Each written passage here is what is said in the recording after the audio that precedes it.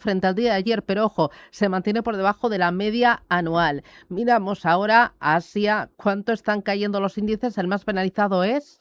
Pues el Kospi surcoreano vuelve a encabezar el ranking de las caídas. A esta hora alcanza el 6,32%, pierde los 7.600 puntos. Lo tenemos en 7.585 puntos, una jornada en la que también son importantes las caídas del índice Nikkei en Tokio, 2,38% a la baja, 63.857 puntos, ya lo saben, contexto de renovadas tensiones, escalada en Oriente Medio y, por supuesto, esa volatilidad en torno a la tecnología. Australia prácticamente plano, avanza hasta los 8.609 puntos. India, el Nifty 0,35% arriba, 23.320 puntos. Y en cuanto a las plazas chinas, hoy el Hansen de Hong Kong cae con fuerza el 1,33%, 24.239 puntos. Y Shanghái se deja casi el punto porcentual, 3.973 puntos. Echamos un vistazo ahora a los futuros americanos. ¿Cuánto están bajando, Roberto? Un 0,83% el futuro del Nasdaq 100, el S&P 500 se deja un medio punto porcentual y el Dow Jones desciende su futuro un 0,32%. El Eurostock 50 baja un 0,20%, el futuro con vencimiento en junio y el futuro del DAX, etcétera, el índice alemán también en rojo, aunque las caídas son muy suaves, del 0,09%. En las criptomonedas sí que tenemos caída. Sí, vemos ahora mismo a Bitcoin en $61.112 y Ethereum también con recortes, lo tenemos en $1.618. La caída es del 4,70% para Ethereum y del 3,54% para Bitcoin. Con esto vamos a mirar lo importante, la macro, las noticias empresariales y los flujos de inversión, el sentimiento del mercado. Vamos a ello. Y vamos a empezar en Asia con China y datos de inflación. Arrojan una lectura mixta porque los precios del consumidor se han estancado, pero los industriales crecen a su ritmo más rápido en 4 años. Pues siguiendo por partes y empezando por la última, la inflación mayorista de China ha acelerado hasta el 3,9% en mayo, en tasa interanual, impulsado por el aumento de los costes de las materias primas, por ese efecto de la guerra de Irán, así como por el auge de la IA. Por encima de lo esperado y en claro contraste con el 2,8% de abril. Clave en la fotografía, ese motor energético, los precios de compra de combustible y energía por parte de las fábricas han aumentado un 10% en la tasa interanual frente al 4,4% del mes de abril. Por su parte, el IPC en general, el de los consumidores, se mantiene, se estanca y repite en el 1,2% en mayo, lo que representa una décima por debajo de lo que se esperaba. En la subyacente también hay una relajación del 1,2 al 1,1% y en la mensual, ojo, porque los datos se contraen un menos 0,1% con respecto a abril, lo que señala, que constata que sigue esa debilidad de la demanda interna. Con todo, los precios de la gasolina para los consumidores han subido un 23,5% en tasa interanual. Miramos ahora la inflación en Japón. La inflación mayorista sorprende porque ha quedado por encima de lo esperado, impulsada principalmente por el aumento de los costes del combustible derivado de la guerra en Irán. Pues sí, aumenta el 6,3% en el año hasta mayo, superando las expectativas, y pone de relieve esas crecientes presiones inflacionarias derivadas del conflicto en Oriente Medio. El dato además aviva las preocupaciones en torno a que el fuerte incremento de los precios en las fábricas pueda trasladarse a la economía en general, lo que a su vez podría llevar al Banco de Japón a subir aún más los tipos de interés. Se espera subidas, de hecho, ya de cara a la decisión del 17 de junio de la próxima semana. Bueno, en la tecnología hay que abrir cada semana un capítulo aparte para la tecnología y la verdad es que la volatilidad, la agitación es tremenda y hoy toca plegar velas, recogida de beneficios. Pues sí, efectivamente, hay que mirarlo sin lugar a dudas, empezando por lo que está siendo el gran protagonista de la mañana, viendo al conglomerado inversor, a SoftBank, que en este caso además se desploma un 10% en la bolsa de Tokio, pero más allá de la corriente vendedora del día y de la volatilidad, hoy además con el acicate la información de Bloomberg que apunta que las negociaciones del conglomerado tecnológico con posibles acreedores para obtener 6.000 millones de dólares mediante un préstamo con margen respaldado por su participación en OpenAI se han estancado, algo que está golpeando y de manera muy grande a sus acciones. Renesas Electronics, también otro de los grandes representantes de Tokio, está cayendo a esta hora un 2,5%, mientras que títulos como Advantes pierden el 4,5%. Decíamos que el índice más castigado hoy es el Kospi surcoreano. Ahí están los fabricantes de semiconductores como Samsung, que se desploma a esta hora un 7%, o SK Hynix, donde la caída supera a esta hora el 9%. Y los títulos de LG también convirtiéndose en otro de los protagonistas del día con caídas del 6%. También en Hong Kong, lo hemos visto, las caídas son importantes. Lenovo es uno de los títulos que a esta hora están en el punto de mira, 10% también de caída, con otra información de que el gigante de la fabricación de ordenadores planea subir los precios en sus dispositivos ya el mes que viene. En cuanto a los gigantes de semiconductores, vemos a SMIC con caídas del 3,4%.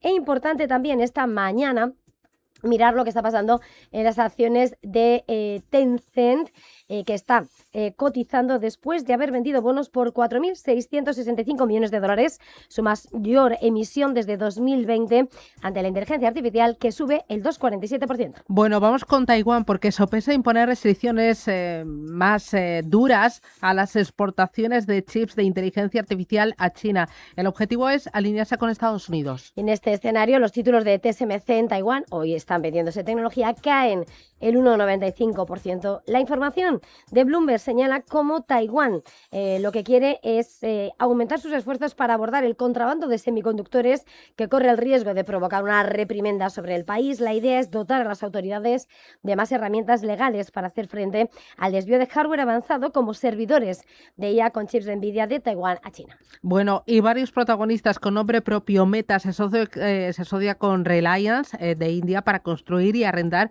un centro de datos de inteligencia artificial en el país. O también tenemos a la muñeca Labubu, que ya no lo es todo en Portmar. Cuéntame Pues, qué ha pasado. Efectivamente, si te parece, el Vale. gran protagonista del día, esa muñeca que es famosa y que hasta ahora había sido la gran estrella de la compañía PopMart. Pues bien, según noticia exclusiva de última hora de Bloomberg, PopMart dice ahora que los juguetes no Labubu ahora representan cerca del 50% de las ventas totales en Estados Unidos, con lo que revierten los temores de concentrar el éxito en un solo producto. Importante también esta mañana títulos como son Reliance, lo decías, en la bolsa de India, está subiendo un 1%, va a construir una instalación de 168 megavatios Jamnagar, que Meta va a arrendar. Ambas compañías estudian opciones para ampliar la capacidad del emplazamiento. También, entre otros protagonistas de la crónica, está el mayorista farmacéutico australiano Sigma Healthcare, que se está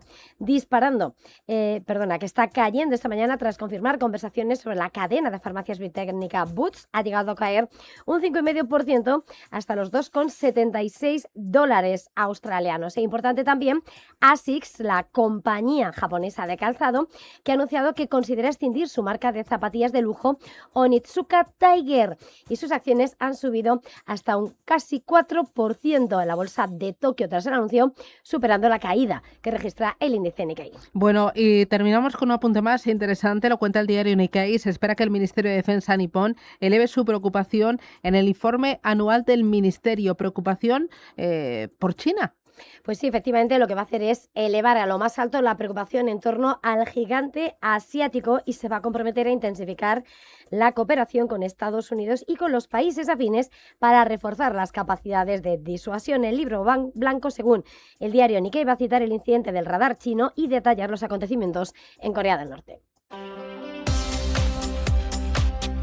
Bueno, en Estados Unidos avanzábamos lo más importante, dato de inflación de mayo. Tendremos solicitudes semanales de hipotecas, balance presupuestario federal y además publica resultados Oracle. Ayer, pues signo mixto, alta volatilidad y el mercado con el corazón en un puño pendiente de la guerra, del estrecho y de la tecnología. El Dow Jones subió un 0,17%, el S&P 500 retrocedió un 0,26% y el Nasdaq, Roberto, cayó un 0,97%. El índice tecnológico llegó a dejarse un 4%, lleva en el mes una caída del 5% y ha perdido la mitad de lo que ganó en mayo. El recrudecimiento de los ataques en Oriente Medio y la creciente tensión entre Estados Unidos e Irán, donde Trump ha asegurado que hay que responder a sus ataques, perjudican a las bolsas. Volvieron las caídas a las empresas de semiconductores. Intel bajó 2 puntos, Qualcomm se dejó casi un 6%, Micron bajó un 1% y Marvell se desplomó un 7%. Dentro de las 7 magníficas, los mayores descensos estuvieron en Microsoft, que cayó más de un 2%, y en Tesla y Apple, que se dejaron más de un 3%. La compañía de Elon Musk retrasa el lanzamiento de su coche Roadster, que se presentará en agosto. Hay burbuja en el sector. Alexis Ortega, profesor de finanzas de la EA Business School. Si estamos hablando de lo que todo el mundo ahora mismo últimamente recuerda como burbuja, que es prácticamente la crisis del año 2000, de las .com, hay claras diferencias. Hay una situación en la cual aquellas empresas no tenían beneficio y era prácticamente casi todo una valoración en base a lo que podían impactar en la economía, lo que podía impactar en nuestra manera de vivir, lo que podía impactar en los resultados. Sin embargo, ahora tenemos unas empresas de tecnología que de alguna manera están teniendo beneficios y por lo tanto de alguna manera no podría llamarse burbuja en el mismo sentido. En el sector tecnológico también ha destacado el nuevo lanzamiento de Anthropic Claude Fable 5, su primera versión pública del modelo Mythos. Con la vista puesta en las advertencias que han hecho reguladores como la Unión Europea, la compañía ha asegurado que está diseñado para impedir su uso en áreas como la ciberseguridad y biología. Eso sí, también ha afirmado que sus capacidades superan a las de cualquier otro modelo lanzado por ellos. Bueno, en el Standard & Poor's la mayor subida fue la de la compañía de alimentos envasados J.M. Smucker, después de que presentara cuentas que superaron las previsiones. Logró un alza de más del 10% tras mejorar estimaciones con sus ingresos de 2.300 millones y con su beneficio por acción de $2,77. Las caídas estuvieron protagonizadas por el sector tecnológico, donde destacó el desplome de Supermicro Computer de más del 7%. En el After Hours también cae un 8% después de anunciar que planea recaudar $7.000 millones para cubrir los costes que supone la IA. Bueno, el Dow Jones fue el único índice en positivo gracias al impulso de algunas compañías como Home Depot, Sherwin-Williams o Nike. Subieron las tres más de un 3%. El fabricante de ropa deportiva dispara el entusiasmo entre los inversores gracias a sus acuerdos comerciales con la FIFA y el Mundial, que arranca mañana. Salesforce fue la más bajista, cayó más de un 4% después de llevar a cabo un recorte de empleo según Business Insider. En el lado macro destacaron el saldo comercial de abril, que se redujo un 1,2% hasta los 55.000 millones, y el índice NFIB del optimismo de las pequeñas empresas, que cae a su nivel más bajo desde abril de 2024, baja un 0,6% hasta los 95,3 puntos, provocado por el aumento de la incertidumbre derivada del conflicto de Irán. Son las 7:28, miramos a Europa. Ángeles Lozano, ¿qué tal? Muy buenos días. Muy buenos días. Bueno, el IBEX 35 ayer cedió un 0,27% hasta los 18.174 puntos. Hay algunos analistas que comentan que hay apetito, que hay ganas, que hay liquidez y que el IBEX 35 tiene un potencial de doble dígito de revalorización todavía este año, que podría caminar rumbo hacia los 20.000 puntos. Mientras llega ese momento, hoy estás pendiente ya de qué. Pues vamos a tener una agenda bastante vacía a la espera de esa reunión mañana del Banco Central Europeo. Únicamente se va a conocer el comportamiento de la producción industrial de Italia en abril, pero tenemos más noticias. Unicredit ha reforzado su posición en Commerzbank, aumenta su participación potencial hasta el 54% del capital, incluyendo las acciones que posee y los instrumentos derivados relacionados con la transacción. Hoy celebra su día de mercado de capitales.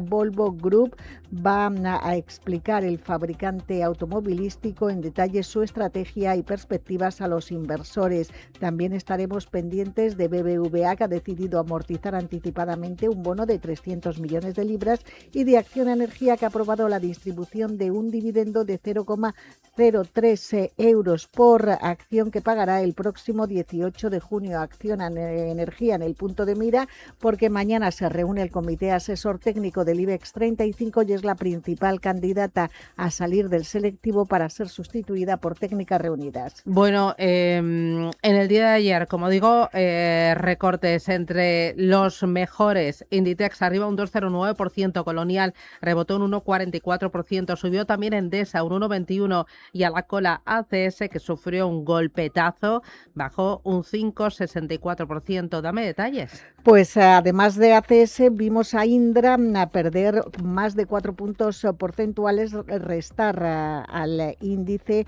su tendencia positiva. La tecnológica se vio lastrada por las discrepancias que ponen en peligro todo el programa del avión europeo de combate. La presidenta de la SEPI, Belén Gualda, ayer en el Congreso mostró su preocupación por la cancelación de este proyecto tras el desacuerdo entre Francia y Alemania, y aseguró que la SEPI va a pedir a Indra un análisis inmediato sobre el impacto de esa situación en los proyectos europeos de defensa. También dijo Gualda que el holding público hará todo lo posible para que ese fracaso no merme la autonomía de la defensa europea, y habló de la cuestión de la fusión entre Indra y Escribano. Con respecto a la existencia de un conflicto de interés, destacaba que desde la SEPI no se pronunciaron porque esperaron para poder hacerlo en el consejo de la propia compañía. La escuchamos. Repetimos una y mil veces que SEPI se pronuncia en los órganos societarios y que les puede parecer tarde o pronto, pero a pesar de las miles de pronunciamientos públicos que hubo en prensa y en muchísimos foros de debate, la SEPI no tuvo oportunidad de pronunciarse en un órgano societario hasta diciembre del 2025. Pues eso es lo que decía la presidenta de la SEPI, Belén Gualda. Ayer también vimos recortes en Repsol, perdió un 1,56% por la caída del precio del petróleo, y la renta variable europea terminaba sin tendencia definida. Londres se dejaba un 1,4%, es el más expuesto a las materias primas. El DAX alemán bajó un 0,74% y con ligeros avances del 0,10% terminaban Milán y París. Bueno, y ayer última subasta de letras del Tesoro del mes de junio. Se saldó con más buenas noticias para los ahorradores en el plazo más corto. Siguiendo la tendencia de los últimos meses de recuperación de las remuneraciones, el tipo de interés medio de los títulos del Estado a 3 meses ha subido desde el 2,15 hasta el 2,23%. Es el rendimiento más elevado desde marzo del año pasado. Por su parte, el rendimiento de las letras en el plazo de 9 meses se mantuvo sin cambios en el 2,51%.